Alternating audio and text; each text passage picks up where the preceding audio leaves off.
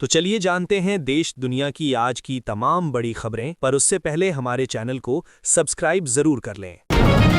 Donald Trump ने भारत को रूस से तेल खरीदने पर नए टैरिफ लगाने की धमकी दी। उन्होंने दावा किया कि भारत ने अमेरिकी दबाव में रूस से तेल खरीद कम की है, लेकिन यदि सहयोग नहीं किया तो और शुल्क लगेंगे। ट्रंप ने पीएम मोदी को अच्छा व्यक्ति बताया, पर कहा कि उन्हें खुश करना जरूरी है। अमेरिकी सांसद लिंडसे ग्राहम ने रूस से व्यापार करने वाले देशों पर शुल्क लगाने के लिए नया विधेयक लाने की बात कही। भाजपा और शिवसेना ने मोहन भागवत के लव जिहाद संबंधी बयानों पर असदुद्दीन ओवैसी की टिप्पणियों की कड़ी निंदा की। भाजपा ने कहा कि ओवैसी के पास संघ प्रमुख को चुनौती देने का नैतिक अधिकार नहीं है, जबकि शिवसेना ने भागवत के विचारों का समर्थन किया। वरिष्ठ वकील अश्विनी उपाध्याय ने लव जिहाद को राष्ट्रीय समस्या बताते हुए दावा किया कि हर साल लाखों लड़कियां इसका शिकार होती हैं, जिससे भारत की जनसंख्या प्रभावित हो रही है। कांग्रेस अध्यक्ष मल्लिकार्जुन खड़गे ने वेनेजुएला में अमेरिकी कार्रवाई को लेकर राष्ट्रपति डोनाल्ड ट्रंप की तुलना हिटलर और मुसोलिनी से की। उन्होंने प्रधानमंत्री मोदी की भी आलोचना की, जिन पर ट्रंप के दबाव में रूस से तेल खरीद कम करने का आरोप है। खड़गे ने कहा कि ट्रंप दुनिया को डराने की कोशिश कर रहे हैं और विस्तारवादी नेता लंबे समय तक नहीं टिकते। उन्होंने लोकतांत्रिक मूल्यों पर जोर दिया। भाजपा ने कांग्रेस शासित कर्नाटक सरकार के अवैध प्रवासियों को आवास देने के फैसले का कड़ा विरोध किया है। बेंगलुरु में हुए प्रदर्शन में बीवाई विजयेंद्र और आर अशोक जैसे वरिष्ठ भाजपा नेता शामिल हुए। भाजपा ने चेतावनी दी कि यदि आवश्यक हुआ तो वे अदालत का दरवाजा खटखटाएंगे, क्योंकि राज्य की भूमि केवल कर्नाटक के लोगों के लिए है। उन्होंने मुख्यमंत्री सिद्धारमैया पर राजनीतिक लाभ के लिए भूमि का उपयोग करने का आरोप लगाया।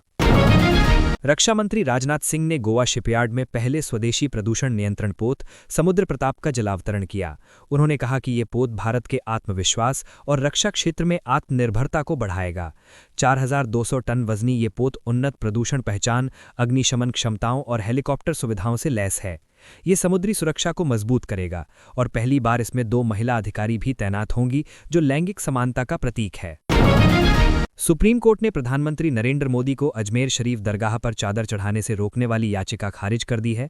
कोर्ट ने इसे न्याय योग्य मुद्दा नहीं माना। याचिका में ख्वाजा मोइनुद्दीन चिश्ती को राज्य प्रायोजित सम्मान देने को भी चुनौती दी गई थी।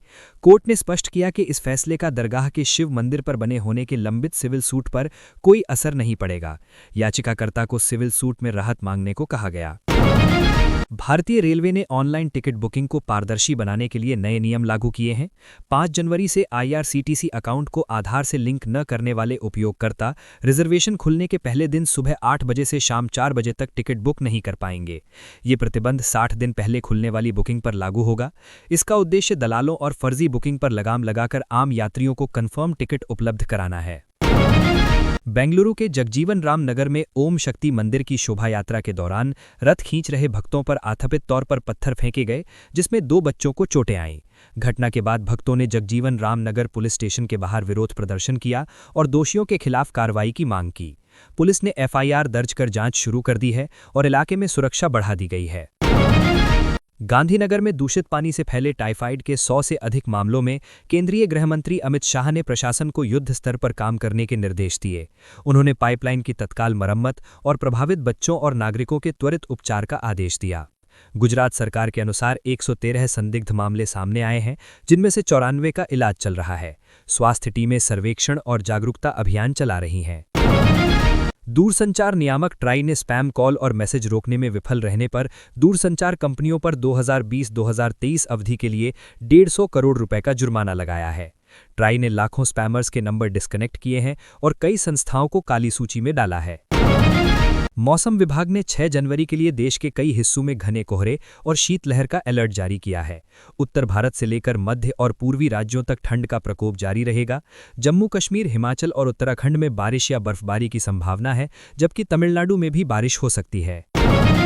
5 जनवरी को घरेलू वायदा बाजार MCX पर सोने और चांदी की कीमतों में भारी उछाल दर्ज किया गया। 24 कैरेट सोना 2300 रुपये प्रति 10 ग्राम महंगा हुआ, जबकि चांदी ने 10,000 रुपये प्रति किलो की छलांग लगाई।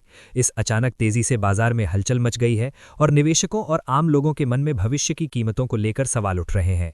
शादी, ब्याह और निवेश की योजना बना रहे लोगों के लिए ताज़ा भाव जानना महत्वपूर्ण है। जम्मू कश्मीर की पूर्व मुख्यमंत्री महबूबा मुफ्ती ने दिल्ली दंगों के मामले में उमर खालिद को जमानत न मिलने पर सुप्रीम कोर्ट की आलोचना की है। उन्होंने इसे न्याय का मजाक बताया, जबकि दुष्कर्म के दोषी गुरमीत राम रहीम को बार बार पैरोल मिल रही है। सुप्रीम कोर्ट ने खालिद और शर्जील इमाम की जमानत याचिका खारिज की, लेकिन 5 अन्य को जमानत दी।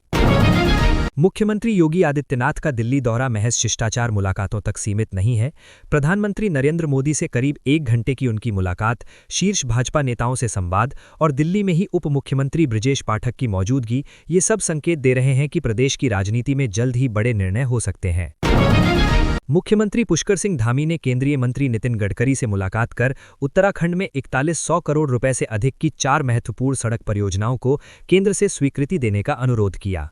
इनमें ऋषिकेश बाईपास, अल्मोड़ा दन्या पनार भाट मार्ग, जोलीकोट खैरना गैरसैंण कर्णप्रयाग और अल्मोड़ा बागेश्वर कांडा उडियारी बैंड मार्ग शामिल हैं। गडकरी ने सकारात्मक कार्यवाही का आश्वासन दिया। सिलक्यारा बनल का 90% कार्य पूरा हो चुका है। इंदौर के भागीरथपुरा क्षेत्र में दूषित पानी के कारण हुई मौतों का मामला दिन ब दिन गंभीर होता जा रहा है। स्वास्थ्य विभाग ने इसे क्षेत्रीय महामारी घोषित कर दिया है, क्योंकि नर्मदा जल में खतरनाक बैक्टीरिया पाए जा रहे हैं जो पेट की गंभीर बीमारियों का कारण बन रहे हैं। 10 लोगों की मौत के बाद राज्य सरकार सक्रिय हुई और जल सप्लाई प्रणाली की जांच और सुधार की प्रक्रिया शुरू की गई। भाजपा तमिलनाडु में 2026 विधानसभा चुनावों के लिए अभिनेता विजय की तमिल गवे वेट्री कड़गम के साथ गठबंधन पर गंभीरता से विचार कर रही है। केंद्रीय गृह मंत्री अमित शाह ने पार्टी नेताओं को जीत पर ध्यान केंद्रित करने का निर्देश दिया है।